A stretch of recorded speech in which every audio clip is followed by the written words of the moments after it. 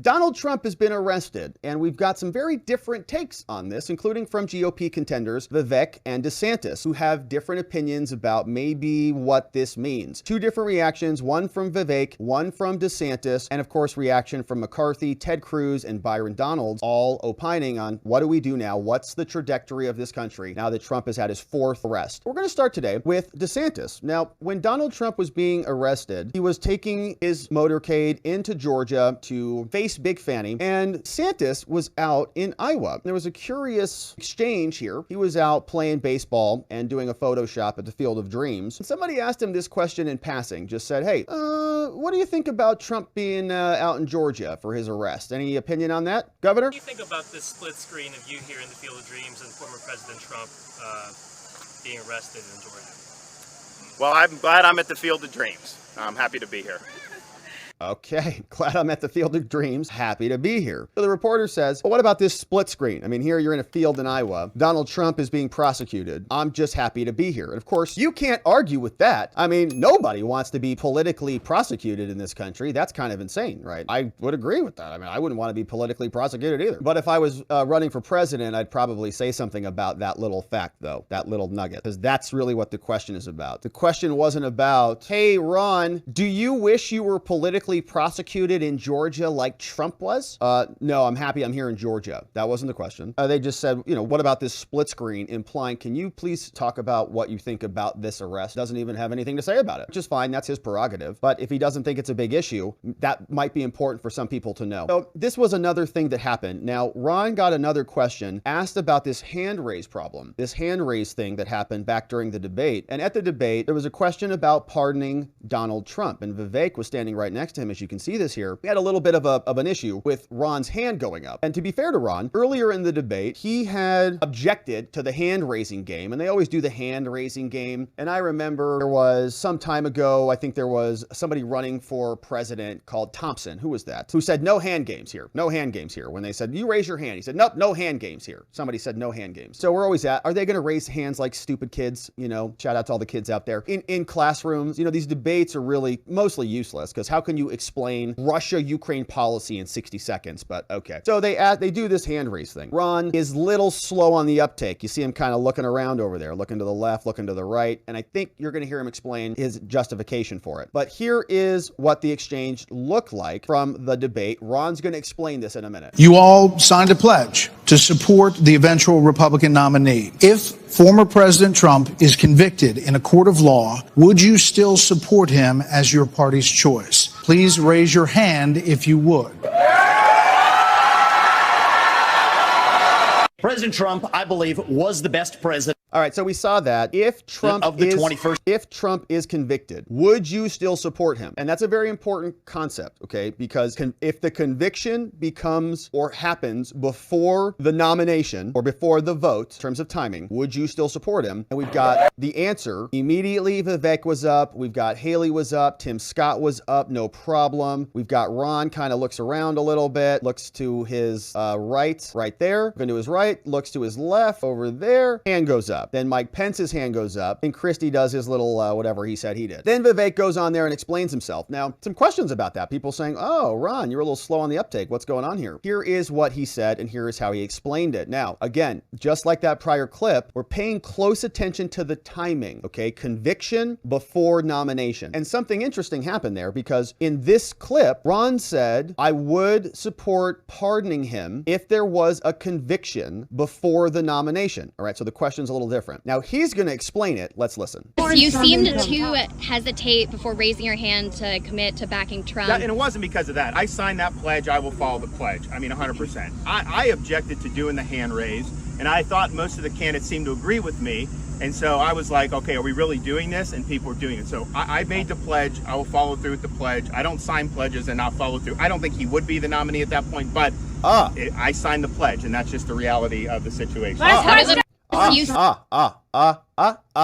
hear that? I don't think he would be the nominee at that point. Huh. What's that all about? So if he is convicted, right, the question was, if he's convicted but got the nomination, would you still support him? Yes, I would. Would you pardon him or support him as the nominee, right? That was the original question. Now I'm getting confused. The original question was, if he was convicted, would you still support him as the party's nominee? Providing that they lose, Trump wins, but gets convicted after sealing up the primary, for example. Would you support a convicted felon, because he probably will be, for president? And he's saying if that happens, right, if he is convicted, he will not be the nominee. But why though? That's my question. Let's play it again. Let's play the original question again. We'll do it again to be clear. You all signed a pledge to support the eventual Republican nominee. If former President Trump is convicted in a court of law, would you still support him as your party's choice? Please raise your hand if you would. Okay, so if he's the nominee and he's convicted, that means you're not the nominee. Are you going to jump in on board for Donald Trump? And he says, basically, if he's convicted, I won't have to do that because he'll be convicted and therefore he will not be the nominee. And my question is why? Why wouldn't he be the nominee? Why does the conviction automatically make him not the nominee? Like, okay, are we really doing this? And people are doing it. So I made the pledge. I will follow through with the pledge. I don't sign pledges and not follow through. I don't think he would be the nominee at that point, but I signed the pledge, and that's just the reality of the situation. I don't think he would be the nominee at that point. So one thesis could be because enough people in the primaries would say that the conviction disqualified Trump, right? It would be during the primaries, the conviction disqualified Trump. That's why they're supporting DeSantis or whomever. But we know that the trials for some of these cases are not even scheduled until after some of the primaries start. The primary might be settled before. So I'm just very confused. I'm a little concerned that what DeSantis is saying is that maybe the conviction is going to cause Trump to be disqualified somehow, removed off the ballots or something. I don't know what it is, but I would ask for a follow-up on that. What do you mean by that exactly? And I'm sure his answer would be, well, I just think that I'll win outright. But I'm not so sure about this, right? I think that, my friends, unfortunately, that there will be some party shenanigans afoot. If there's a conviction, there's going to be a big contingency of GOP Republicans, so-called, who say it's time for him to go just due to the legalities of it. That will be their fake because in order to boot him from this race. So we've got the other side of this. Vivek, what is his response to Ron DeSantis? Well, he didn't actually respond to Ron, but he's responding here to what happened with Trump. And his position on this is a little different. GOP presidential candidate Vivek Ramaswamy joins us now. Good morning, Vivek. Good morning, Ainsley. Good morning. We've known you for years. You wrote your book. You've been, you've come on our show a lot. Then we see you up on the debate stage. You decide to run for president, and you just come out so energetic, and the polls are showing that you are loved. You really just came back from behind. Tell us, what is your reaction to all of this? So I do think we're skating on thin ice as a country right now, Ainsley, and my top goal as U.S. president is to reunite this country. I still believe that's possible. I don't think we're working with a lot of time here. If my two sons, who are toddlers now, if they graduate from 12th grade before we fix this, I genuinely worry we will not have a country left. That is what gives me my sense of urgency, and that is why I have been so clear, despite being a competitor to Donald Trump in this primary. I have been crystal clear that, yes, I will pardon him of any federal crime of which I'm able to. And the reason why is that is a precondition for moving our nation forward. We cannot turn into a banana republic where the party in power uses police force to indict and arrest its political opponents in the middle of an election. That is not how we do it in the United States of America. And if there's one principle we should all be able to unite around, whether or not you disagree with the president, it is we the people who select the president, right, not the federal administrative police state. And that's why I've been so clear on this issue. Yeah, it's not even and complicated. Vivek, you mentioned you're a competitor. You and Donald Trump are both competing to be president of the United States, but you guys have a lot of the same policies. And it's like, well, why would I vote for Vivek when I can get the real McCoy if I like Donald Trump's policies? The reality is, being the president is not just about policy. You're right. Donald Trump and I are both America First candidates. There are some small differences. I would go further with some elements of the America First agenda. Use the military on the southern border, not just build the wall. Shut down the Department of Education, not just put Betsy DeVos, a good person, on top and tell her to reform it. So in many ways, I think I am going further, but that's not the real difference. I'm from a different generation. I'm 38 years old. We are reaching young Americans as somebody who has lived the American dream as a first-generation American. I want to build a multi-ethnic working-class coalition that delivers not just a 50.1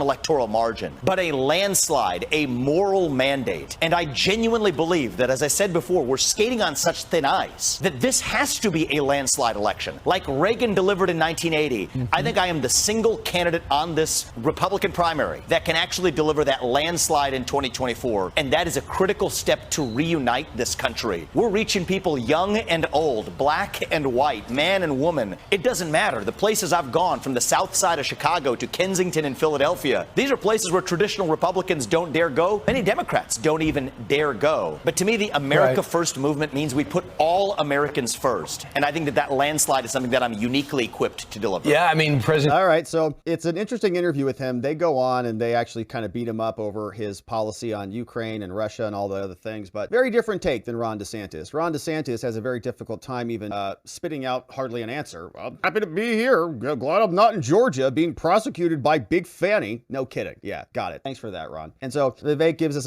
a clear answer, something that's obviously a little bit more digestible. How about we don't let Big Fanny and Merrick Garland and Joe Biden pick our next president because they're going to be imprisoned due to their illegal prosecution. All right. So McCarthy is also weighing in on this. Here's what he says. Why would you go after a political opponent just because you disagree with him? Are you afraid of him? Is it because he's ahead in the polls? You indict him? But you never indicted Hillary when she still to this day claims the election was stolen when it proven it was not. Or go down to Georgia that just indicted President Trump. You had a governor's race there that an individual in the Democratic Party claimed was stolen, but nothing happened to that individual. They have a right to investigate. What I have a problem with is using political organization, but using your government to go after them. DOJ, one for the Biden family and one for the rest of us. Different rules. Trump is on the receiving end of it. And so Kevin McCarthy is certainly talking a lot, and we appreciate him talking a lot. We also know that this other person is called Ted Cruz. And all right, let's play it. Who won the first GOP debate of 2024?